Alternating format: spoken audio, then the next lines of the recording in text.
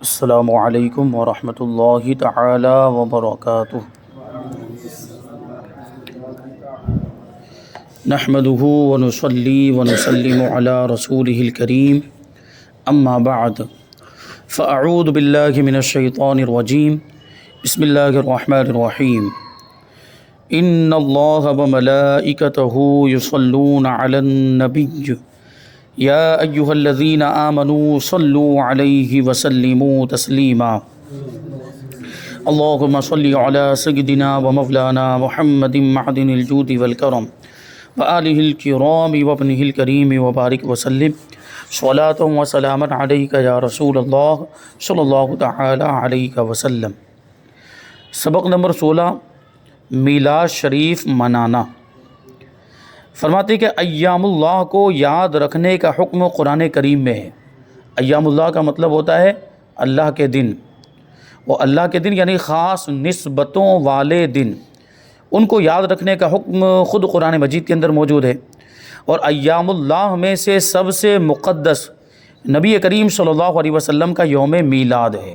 یعنی حضور کی پیدائش کا دن، کیونکہ اس دن کو حضور پاک صلی اللہ علیہ وسلم سے نسبت ہے، اور حضور پاک صلی اللہ علیہ وسلم اس دن دنیا میں تشریف لائے، اور حضور اللہ تبارک و تعالیٰ کی سب سے بڑی نعمت، تو اس وجہ سے یہ دن سب سے زیادہ عظمت والا، کیونکہ اس دن میں ہم کو اللہ کی سب سے بڑی نعمت ملی ہے۔ تو جس طرح دوسرے ایام اللہ کو یاد کرنے کا حکم ہے قرآن مجید کے اندر، ان کی یاد منانے کا ذکر ہے، تو یوم میلاد منانا بھی جائز ہوگا جب اس میں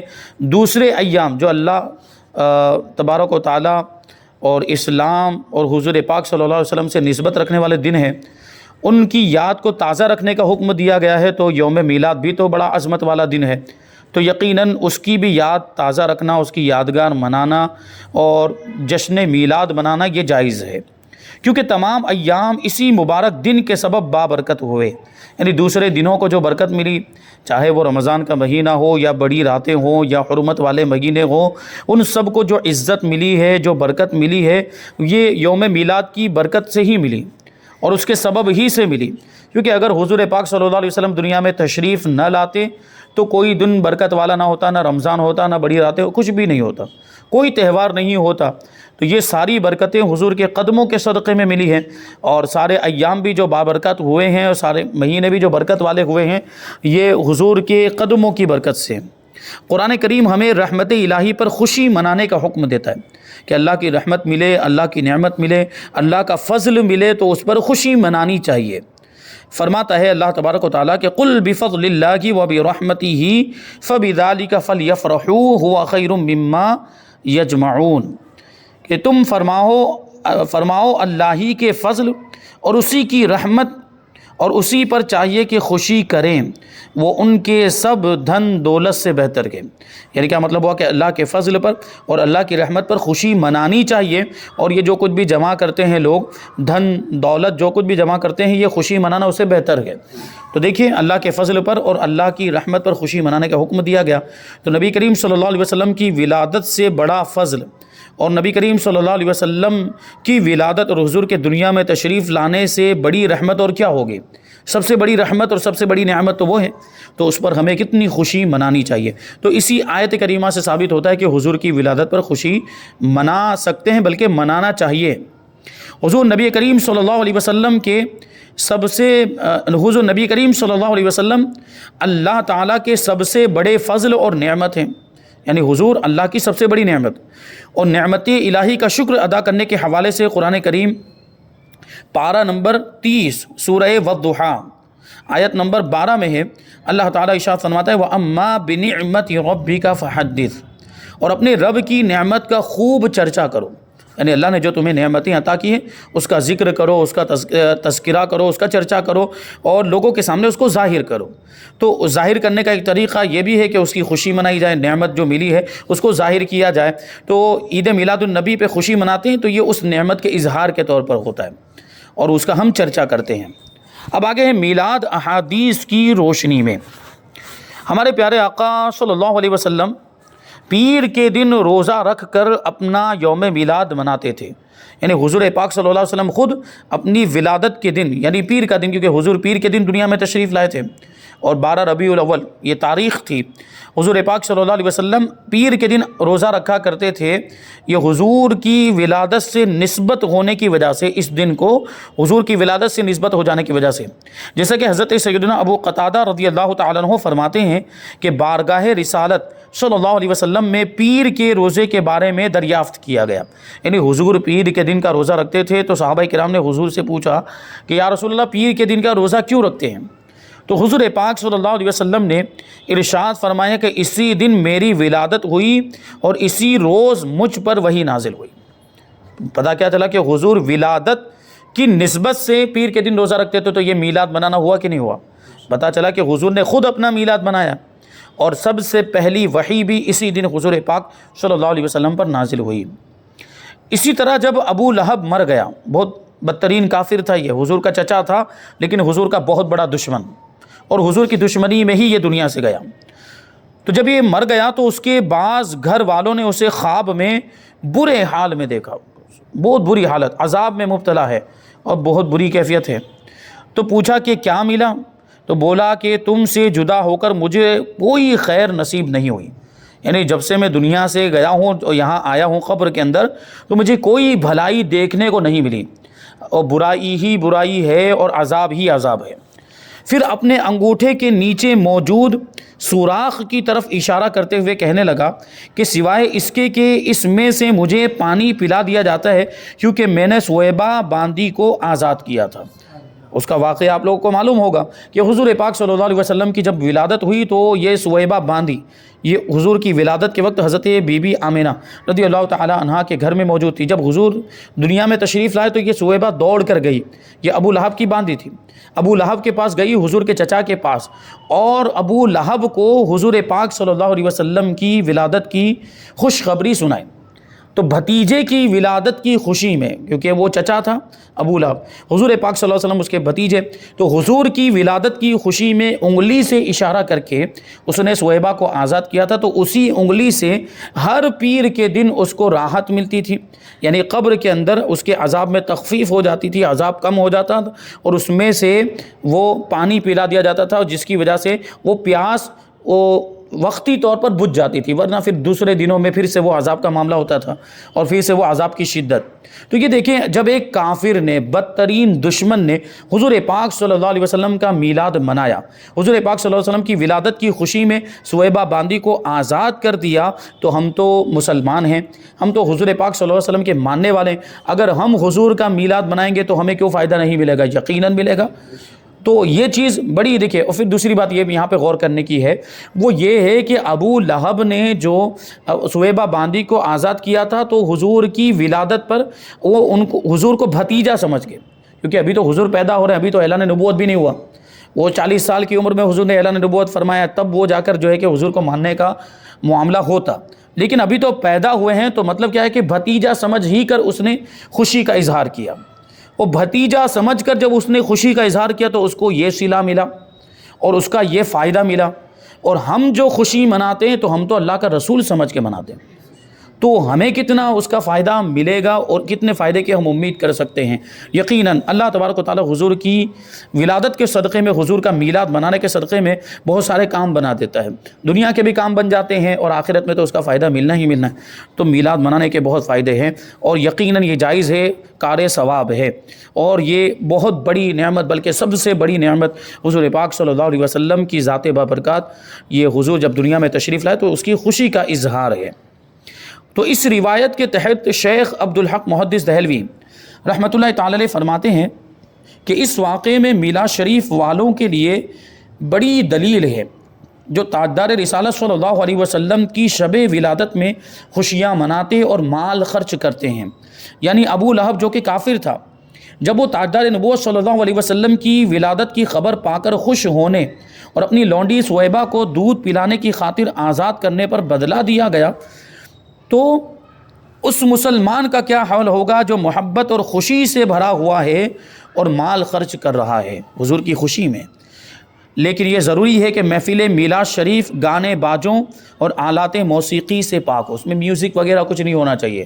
اور لغو و لعب، کھیل کود، اس طرح کے معاملہ، یعنی کوئی بھی ناجائز کام میلاد شریف کی محفل میں نہیں ہونا چاہیے، کیونکہ اس محفل کو نسبت حضور پاک صلی اللہ علیہ وسلم کی ذات بابرکات سے، اس میں کوئی بھی خرافات نہیں ہونے چاہیے، کوئی بھی برائی کا کام نہیں ہونا چاہیے، سارے گناہوں سے اور بے حیائی سے، برے کاموں سے اور غلط کاموں سے اس محفل کو پاک رکھنا چاہیے۔ اور عام طور پر میلاد شریف میں جو علماء کی نگرانی میں جو محفل ہوتی ہے، اس میں کیا ہوتا ہے؟ میلاد شریف کی محفل میں، میلاد شریف کی محفل میں عام طور پر نعتیں پڑھی جاتی ہے، حضور پاک صلی اللہ علیہ وسلم کی تعریف، حضور کی خوبیاں بیان کی جاتی، حضور کی سیرت بیان کی جاتی، حضور کے زندگی کے حالات بیان کیے جاتے، حضور کی ولادت کے واقعات، اس وقت جو واقعات پیش آئے وہ بیان کیا جاتا ہے، اور اس طرح کی کچھ چیزیں حضور کا مقام و مرتبہ بیان کیا جاتا ہے۔ اسی میں قرآن خوانی بھی ہوتی ہے، ایصال ثواب بھی کیا جاتا ہے، شیرنی نیاز وغیرہ کا بھی انتظام ہوتا ہے۔ تو یہ سب چیزیں جائز اور مستحسن ہیں، اس میں سے کوئی بھی ایسی چیز نہیں ہے جو قرآن و حدیث کے خلاف ہو، یہ سب جائز ہے، لہٰذا محفل میلاد شریف منانا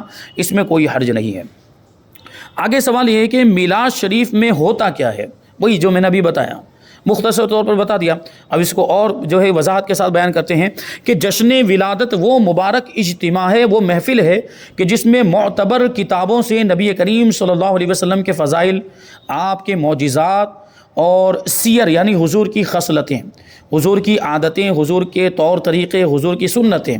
حضور کی زندگی کے حالات، حیات، رضاعت یعنی دودھ پینے کے زمانے کے واقعات، اور بعثت کے واقعات یعنی حضور پاک صلی اللہ علیہ وسلم نے جو اعلان نبوت فرمایا، یہ سارے واقعات بیان کیے جاتے ہیں۔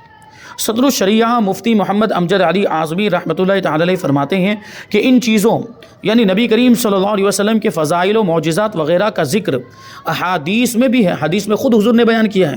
اور صحابہ نے بھی بیان کیا، حضور کے معجزات کو بیان کیا ہے، اور قرآن مجید کے اندر بھی حضور کے معجزات کا ذکر ہے اور حضور کے فضائل کا ذکر ہے۔ اگر مسلمان اپنی محفل میں بیان کریں، بلکہ خاص ان باتوں کے بیان کرنے کے لیے محفل منعقد کریں، تو اس کے ناجائز ہونے کی کوئی وجہ نہیں، کہ جب قرآن میں خود حضور کے فضائل موجود، جب حدیثوں میں خود حضور کے فضائل موجود ہیں، تو ہم کوئی محفل منعقد کر کے، کوئی اجتماع منعقد کر کے اس میں حضور کے فضائل اور حضور کے معجزات وغیرہ بیان کریں، تو اس میں کون سی ناجائز بات؟ اس کے ناجائز ہونے کی کوئی وجہ نہیں ہے، یعنی جو اس کے اوپر اعتراض کر رہے ہیں، محفل میلاد پر اعتراض کر رہے ہیں، گویا وہ قرآن و حدیث پر اعتراض کر رہے ہیں، کیونکہ قرآن میں بھی تو حضور کے فضائل ہیں اور حدیث میں بھی ہیں۔ اس مجلس کے لیے لوگوں کو بلانا اور شریک کرنا، یہ خیر کی طرف بلانا یعنی نیکی کی طرف بلانا ہے۔ جس طرح وعظ اور جلسوں کے اعلان کیے جاتے ہیں، جو بیانات کے جلسے ہوتے ہیں، علماء کرام کی تقاریر کے جلسے ہوتے ہیں، اس کے لیے اعلان ہوتا ہے کہ فلاں فلاں دن، فلاں فلاں تاریخ کو، فلاں فلاں وار کو یہ پروگرام رکھا گیا ہے اور فلاں بزرگ عالم دین تشریف لا رہے ہیں، تو آپ اس میں شرکت فرما کے ثواب دارین حاصل کریں، یہ ہوتا ہے۔ تو اسی طرح اس محفل کے لیے بھی اعلان کیا جا سکتا ہے، جس طرح وعظ اور جلسوں کے اعلان کیے جاتے ہیں، اشتہارات چھپوا کر تقسیم کیے جاتے ہیں، پوسٹر، وہ اشتہارات پہلے تو وہ پمفلیٹ تقسیم کیے جاتے تھے، اب جو دیواروں پر لگایا جاتا ہے، اور وہ دیواروں والا بھی معاملہ دھیرے دھیرے کم ہوتا جا رہا ہے، اب سوشل میڈیا کا زمانہ آ گیا، تو سوشل میڈیا پر اس کی پوسٹ بنا کر اس کو شیئر کیا جاتا ہے اور اس کو پھیلایا جاتا ہے، تو یہ بھی وہ اشتہار کا طریقہ ہے۔ اخبارات میں اس کے بارے میں مضامین شائع کیے جاتے ہیں کہ یہ پروگرام ہونے والا ہے، تو پیپر میں بھی خبر دی جاتی ہے، ہمارے یہاں پہ عام طور پر ایسا نہیں ہوتا، لیکن دوسری جگہوں میں، دوسرے علاقوں میں جائیں تو وہ اخبارات میں بھی خبر آتی ہے کہ فلاں فلاں دن، فلاں فلاں جگہ پر یہ پروگرام ہونے والا ہے، اور ان کی وجہ سے وہ وعظ اور جلسے ناجائز نہیں ہو جاتے۔ اسی طرح ذکر پاک کے لیے بلاوا دینے سے اس مجلس کو ناجائز اور بدعت نہیں کہا جا سکتا، جس طرح دوسرے جلسوں میں بلایا جا سکتا ہے اور دوسرے جلسوں میں دعوت دی جاتی ہے، لوگوں کو بلانے کے لیے پوسٹر چھاپے جاتے ہیں، اعلان کیا جاتا ہے، اس طرح میلاد شریف کی محفل کے لیے بھی اعلان کیا جا سکتا ہے، اس میں کوئی حرج نہیں ہے۔ یاد رہے،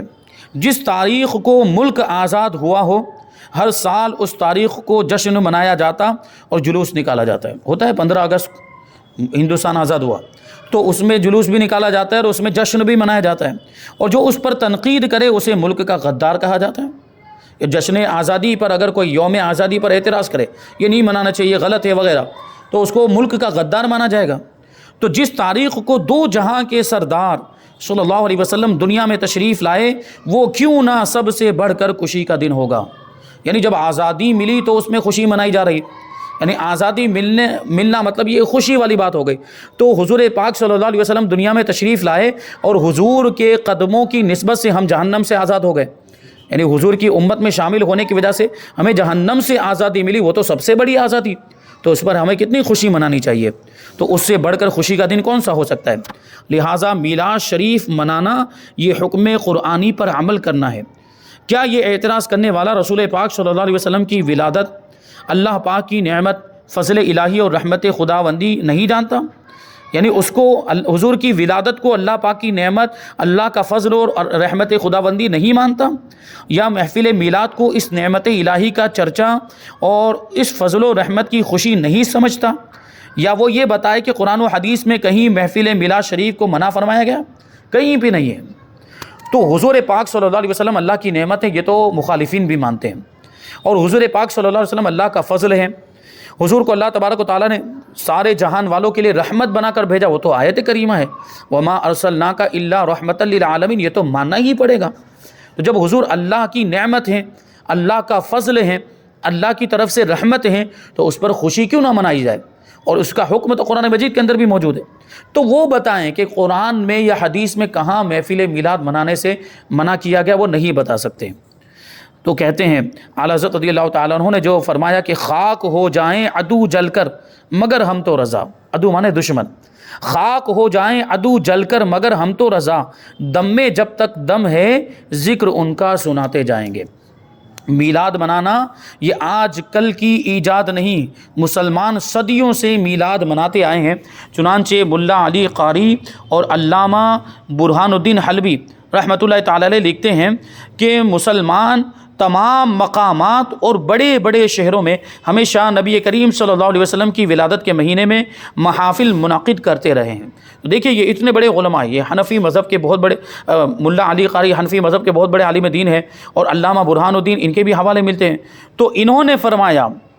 یہ کتاب ہے المورد الروی فی المولد النبوی، اس کتاب کے اندر یہ جو ہے کہ ذکر کیا گیا ہے کہ مسلمان تمام مقامات اور بڑے بڑے شہروں میں ہمیشہ سے نبی کریم صلی اللہ علیہ وسلم کا میلاد مناتے آئے ہیں اور میلاد کی محفلیں منعقد کرتے آئے۔ آگے ایک سوال ہے کہ صحابہ کرام علیہم الرضوان نے کبھی جشن ولادت نہیں منایا، تو کیا تم ان سے زیادہ عاشق رسول ہو؟ یہ سوال کیا جاتا ہے۔ یہ صحابہ نے نہیں منایا، یوں ڈائریکٹ بول دیا جاتا ہے کہ صحابہ نے میلاد شریف نہیں منایا تو تم کیوں مناتے ہو؟ صحابہ تو حضور کے زمانے میں موجود تھے اور حضور کا انہوں نے دیدار کیا، جب انہوں نے نہیں منایا تو تم کیوں مناتے ہو؟ یہ اعتراض کیا جاتا ہے، کیا تم ان سے بڑے عاشق رسول ہو گئے؟ تو اس کا جواب ہے، یہ قرآن کریم کے بعد سب سے زیادہ قابل اعتماد کتاب جو ہے وہ صحیح بخاری ہے۔ قرآن کریم کے بعد سب سے معتبر کوئی کتاب ہے تو صحیح بخاری ہے، اور اس کو تقریباً سبھی مسلمان مانتے ہیں۔ امام بخاری ہر حدیث مبارک لکھنے سے پہلے غسل کرتے اور 2 رکعت نفل ادا کرتے تھے، اس کے بعد وہ حدیث لکھتے تھے۔ اتنی احتیاط انہوں نے کی تھی حدیث کو لکھنے میں۔ حالانکہ صحابہ کرام علیہم الرضوان میں ایسی کوئی روایت نہیں ملتی کہ وہ حدیث پاک بیان کرنے سے پہلے غسل فرماتے اور 2 رکعت نماز پڑھتے۔ تو کیا یہ کہا جائے گا کہ امام بخاری صحابہ کرام علیہم الرضوان سے بڑے عاشق رسول ہیں؟ یا آپ کے دل میں صحابہ کرام علیہم الرضوان سے زیادہ حدیث پاک کا ادب ہے؟ مزید سنیے، کروڑوں مالکیوں کے عظیم پیشوا حضرت سیدنا امام مالک رحمۃ اللہ تعالی علیہ مدینہ پاک کی گلیوں میں ننگے پیر چلا کرتے تھے، یعنی وہ یہ سوچ کر چلتے تھے کہ یہ حضور پاک صلی اللہ علیہ وسلم کا شہر ہے، حضور یہاں پر چلے ہوں گے، یہاں کی گلیوں سے گزرے ہوں گے، تو کہیں ایسا نہ ہو کہ جہاں حضور کا قدم پڑا اس پر میرا قدم پڑ جائے۔ تو بڑے ادب کے ساتھ چلتے تھے، ننگے پاؤں چلتے تھے، اور تعظیم خاک مدینہ کی خاطر مدینہ منورہ میں کبھی بھی قضاء حاجت نہیں کی۔ یعنی حضرت امام مالک رضی اللہ تعالیٰ عنہ جن کے نام سے ایک پورا مسلک منسوب ہے جس کو مسلک مالکی کہا جاتا ہے، جیسے کہ ہم حنفی ہیں تو ان کے ماننے والے اپنے آپ کو مالکی کہتے ہیں، وہ امام مالک وہ مدینہ منورہ میں کبھی جو ہے انہوں نے قضاء حاجت نہیں کی، یعنی جب وہ حاجت پیش آتی تھی تو مدینہ منورہ کے باہر چلے جاتے تھے، اور وہاں تاکہ مدینہ منورہ میں کسی طرح کی کوئی گندگی نہ ہو، وہ اس شہر پاک کا اتنا ادب کیا کرتے تھے۔ وہ کیسے عاشق رسول تھے! تو دیکھیں انہوں نے کبھی قضاء حاجت نہیں کی، تو اس کے لیے ہمیشہ وہ حرم مدینہ سے باہر تشریف لے جاتے تھے، البتہ حالت مرض میں یعنی بیماری کی حالت میں مجبور تھے۔ تو کیا اب یہ کہا جائے گا کہ امام مالک رحمۃ اللہ تعالی علیہ صحابہ کرام علیہم الرضوان سے بڑے عاشق رسول ہیں؟ ہرگز نہیں۔ قرآن کریم میں اصول بیان فرما دیا گیا ہے، اور وہ یہ ہے کہ وَتُعَزِّرُوهُ وَتُوَقِّرُوهُ، اور رسول کی تعظیم اور توقیر کرو۔ تو اس آیت مبارکہ کی تفسیر میں مفسرین نے فرمایا ہے کہ تعظیم مصطفیٰ صلی اللہ علیہ وسلم کا جو بھی طریقہ رائج ہو اور وہ شریعت سے نہ ٹکراتا ہو وہ اس آیت میں داخل ہے۔ یہاں تعظیم و توقیر کے لیے کسی قسم کی کوئی قید بیان نہیں کی گئی ہے، چاہے کھڑے ہو کر صلاۃ و سلام پڑھنا ہو یا کوئی دوسرا طریقہ۔ سرکار دو عالم صلی اللہ علیہ وسلم کی ہر وہ تعظیم جو خلاف شرع نہ ہو وہ کی جائے گی۔ بے شمار ایسے کام کیے جا رہے ہیں جو کہ صحابہ کرام علیہم الرضوان اور تابعین رحمۃ اللہ علیہم کے دور میں نہ تھے مگر دین میں جاری ہیں، اور جشن ولادت سے منع کرنے والے لوگ بھی یہ کام کرتے ہیں، جیسے مروجہ درس نظامی کا کورس، عالم کا کورس جو پڑھایا جا رہا ہے، یہ باقاعدہ صحابہ کرام کے دور میں اس طرح یہ پورا کورس نہیں ہوتا تھا۔ مروجہ مدرسوں کا نظام، جو مدرسے قائم کیے گئے ان کا جو نظام اتنے سال کا کورس ہوگا اور ہر سال میں 2 مرتبہ امتحان ہوگا، یہ سب ہوگا، امتحان میں پاس ہونے والے بچوں کو آگے بڑھا جائے گا، جو فیل ہو گئے ان کو پیچھے، یہ سب جو بھی نظام چل رہا ہے یہ صحابہ کے زمانے میں نہیں تھا، ابھی چل رہا ہے۔ حفظ و ناظرہ کی الگ الگ کلاسز، کہ حفظ کرنے والے بچے الگ، حافظ بننے والے بچے الگ رہیں گے، اور ناظرہ پڑھنے والے الگ کلاس میں بیٹھیں گے، یہ سب کلاس بنائے گئے۔ تنخواہ دے کر پڑھنے کے لیے استاذ مقرر کرنا اور اس تنخواہ کے لیے چندہ مانگنا۔ افتتاح بخاری یعنی بخاری شریف شروع ہوتی ہے تو اس کا پروگرام رکھا جاتا ہے، ختم بخاری یعنی جب بخاری شریف ختم ہوتی ہے تو اس کا بھی پروگرام رکھا جاتا ہے۔ بلکہ خود صحیح بخاری یہ صحابہ کرام علیہم الرضوان اور تابعین بلکہ تبع تابعین کے زمانے کے بہت بعد لکھی گئی ہے۔ ہوائی جہاز کے ذریعے سفر حج و عمرہ وغیرہ یہ ہزاروں دینی کام ہیں جو کیے جا رہے ہیں، کوئی ان سے منع نہیں کرتا، تو محفل میلاد سے کیوں منع کرتے ہیں؟ اپنے اپنے نصیب کی بات ہے، جس کو جس سے محبت ہوتی ہے وہ اس کی خوب یاد مناتا ہے، گھروں کو روشن کرتا ہے، اور کوئی حیلے بہانے بنا کر دل جلاتا رہتا ہے۔ یعنی کوئی دوسرا ایسا ہے جو حیلے بہانے بناتا رہتا ہے اور وہ ہمارے مخالفین ہیں، وہ اس سے محروم ہے، جبکہ ہم حضور پاک صلی اللہ علیہ وسلم کی ولادت کی خوشی مناتے ہیں۔ تو بہرحال یہ تو محفل میلاد منعقد کرنا جس انداز میں ابھی محفل منعقد کی جاتی ہے اس انداز میں صحابہ کرام کے زمانے میں محفل نہیں ہوتی تھی، ورنہ اگر اصل کے اعتبار سے دیکھیں کہ صحابہ نے حضور کا میلاد منایا یعنی حضور کی ولادت کا ذکر کیا کہ نہیں کیا، تو بہت ساری حدیثوں کے اندر موجود ہے کہ صحابہ کرام نے حضور پاک صلی اللہ علیہ وسلم کی ولادت کا ذکر کیا ہے، اور حضور پاک صلی اللہ علیہ وسلم کے تشریف لانے کی وجہ سے جو ان کو اسلام اور ایمان کی دولت ملی اس کا بھی تذکرہ صحابہ کرام نے کیا ہے، تو اس سے تو میلاد منانا ثابت ہوتا ہے۔ بہرحال اور بہت سی باتیں اس میں باقی ہیں، انشاءاللہ اس کو ہم آئندہ درس میں شامل کریں گے۔ اللہ تبارک و تعالیٰ کی بارگاہ میں دعا ہے کہ جو کچھ بھی بیان ہوا اس پر ہم سب کو عمل کرنے کی توفیق عطا فرمائے۔ وما علینا الا البلاغ۔ السلام علیکم۔